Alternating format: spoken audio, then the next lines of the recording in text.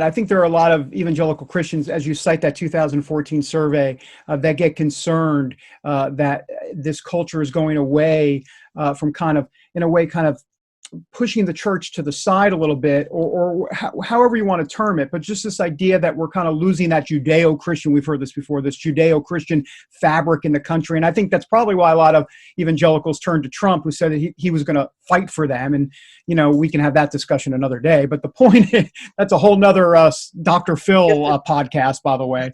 But anyhow, I'm just wondering to get your take about how evangelicals feel, let's be honest, threatened by the culture that they see around them. I think that's right. You know, I think that there is fear. I think that there's, you know, a feeling of being threatened. I think in many ways it's very human, right? And I think that we evolve towards our own better angels when we are able to sort of move past that fear and to embrace sort of with love the equality of everyone. And that's sort of what I'm hoping that, you know, we're in a big hiccup, you know, and an important sort of phase of, I'm using mixed metaphors here, growth.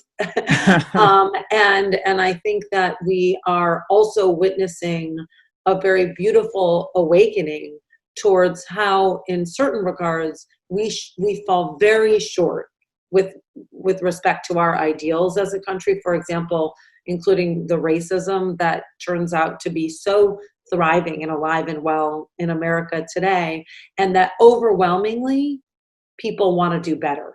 And I think part of doing better is doing better towards our LGBTQ brothers and sisters, right? Because, you know, inequality, I'm trying to remember, I'm embarrassed to say my favorite MLK Jr. quote, but the point is that we're all tied in this shared garment of destiny, and that, you know, your freedom and is very interwoven with mine. And I think that we really saw that with the COVID-19 pandemic that we've been witnessing, and how folks who are more disadvantaged in our communities are more prone, based on many circumstances, right? Having to work outside of the home, you know, all these different things, are more prone to getting and pre-existing health conditions based on some of the racism in society and racial inequalities, more prone to getting the pandemic. And of course, when those folks have the pandemic, then everybody